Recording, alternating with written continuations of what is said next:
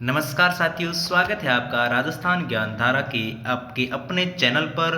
तो आज हम शुरू करने जा रहे हैं थर्ड ग्रेड 2025-26 L2 से संबंधित जो राजस्थान सामान्य ज्ञान शैक्षिक परिदृश्य निःशुल्क व अनिवार्य शिक्षा बाल शिक्षा का अधिकार अधिनियम तथा सामयिक विषय से संबंधित टॉपिक्स।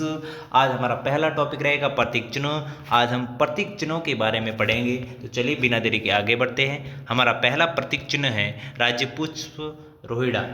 रोहिड़ा को राज्य पुष्प का दर्जा 31 अक्टूबर 1983 को दिया गया। इसका वानस्पतिक नाम टिकोमेला अंडुलेटा है। क्या नाम है? वानस्पतिक नाम है जो वानस्पतिक नाम है जो टिकोमेला अंडुलेटा है। इसे मरुस्थल का सागवान, मारवाड़ टीक एवं राजस्थान की मरुसोपा भी कहते हैं। ठीक है, यह मुख्यतः पश्चिमी राजस्थान में पाया जाता है। इसमें फूल खिलने का समय चैत्र माह यानी कि मार्च अप्रैल है। ठीक है, अगला राज्य वृक्ष खेजड़ी। खेजड़ी को राज्य वृक्ष का दर्जा 31 अक्टूबर 1983 को दिया गया। इसे राजस्थान का कल्प वृक्ष, राजस्थान का गौरव भी कहते हैं। खेजड़ी का वृक्ष जो है उसका वानस्पतिक नाम प्रोसोपिस सिनेरिया है। विष्णुई संप्रदाय के लोग इसे समी वृक्ष कहते हैं। खेजड़ी के फूल को मिंजर एवं फल को सांगरी कहा जाता है। 12 सितंबर 1978 से प्रति वर्ष खेजड़ी दिवस मनाया जाता है। खेजड़ी वृक्ष मरुस्थल के प्रसार को रोकने में सहायक है। इसके बारे में और देख लेते हैं। गोगा जी, जुंजार जी के मंदिर खेजड़ी वृक्ष के नीचे होते हैं। रियासती काल में जब मारवाड़ के शासक अभय सिंह ने हकीम गिरधारी दास को पेड़ कटवाने का आदेश दिया था, तब इन पेड़ों को बचाने के लिए अमृता देवी के नेतृत्व में 28 अगस्त 1730 को 363 स्त्री व पुरुषों ने अपने प्राणों का बलिदान देकर इन पेड़ों की रक्षा की थी। इस घटना को इतिहास में खेजड़ली आंदोलन के नाम से जाना जाता है। कौन से आंदोलन के नाम से जाना जाता है? खेजड़ली आंदोलन, जो कि कब हुआ था? 28 अगस्त 1730 को।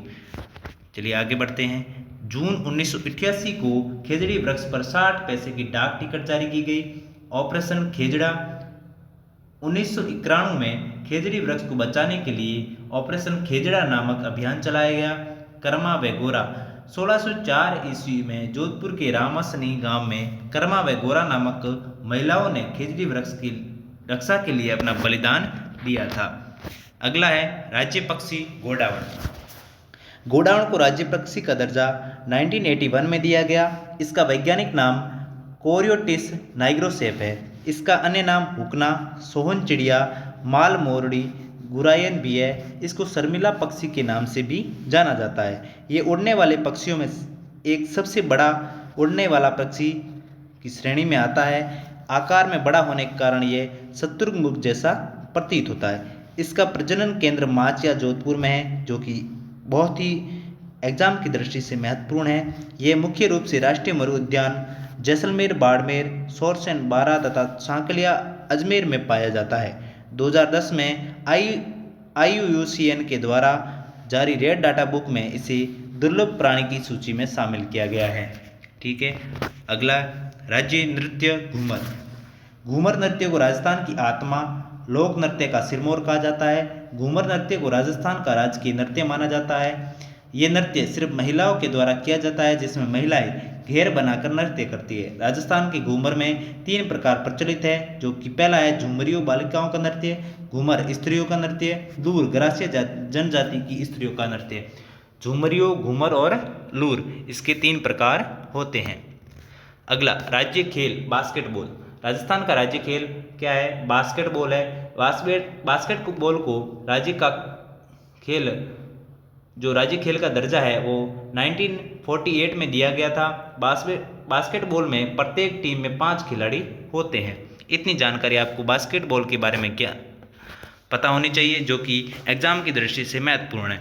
अगला राज्य पशु चिंकारा, जो कि वन्य जीव श्रेणी का है। चिंकारों को राज्य पशु का दर्जा 1981 में दिया गया।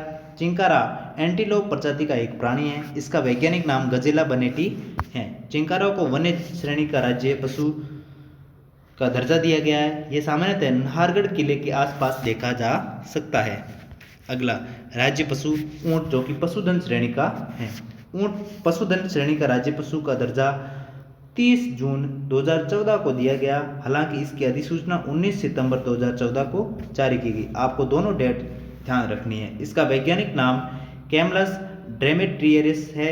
ऊँट को रेगिस्तान का जहाज भी कहा जाता है। राजस्थान में ऊँट लाने का श्रेय पाबू जी को दिया जाता है। इसमें आपको महत्वपूर्ण जानकारी, इसमें दर्जा कब दिया गया और इसका वैज्ञानिक नाम है वो याद रखना है।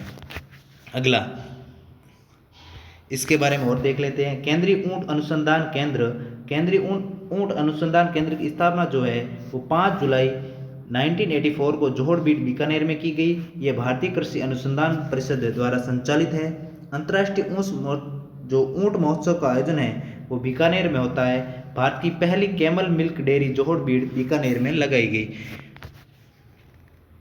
अगला है अपना राज्य गीत, जो कि केसरिया बालम आओ नी पधारो मारे देश। गीत को राज्य का राज्य गीत का दर्जा दिया गया है। केसरिया बालम आओ नी पधारो मारे देश। इस गीत को पहली बार उदयपुर की मांगी बाई के द्वारा गाया गया और अल्लाह जिला बाई द्वारा इसे सर्वाधिक बार गाया गया है।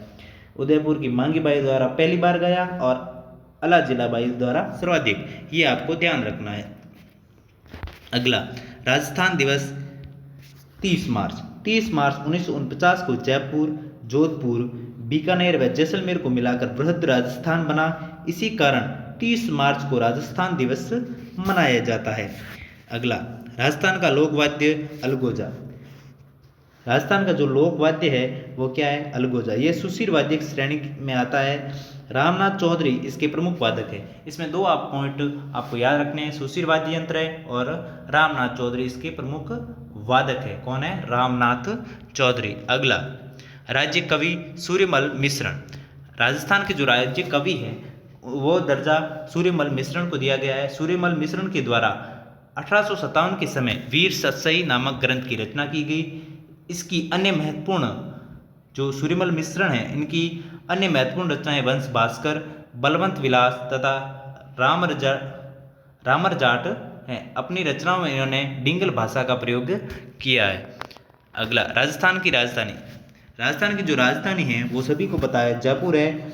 सत्यनारायण राव समिति की सिफारिश पर जयपुर को राजस्थान की राजधानी बनाया गया। सत्यनारायण राव समिति का गठन 1958 में पी सत्यनारायण राव की अध्यक्षता में हुआ, जिसमें वी विश्वनाथन तथा बी के गुआ अन्य सदस्य थे। आज के इस टॉपिक में इतना ही। मिलते हैं अगले नए टॉपिक के साथ। तब तक के लिए जय हिंद, जय भारत।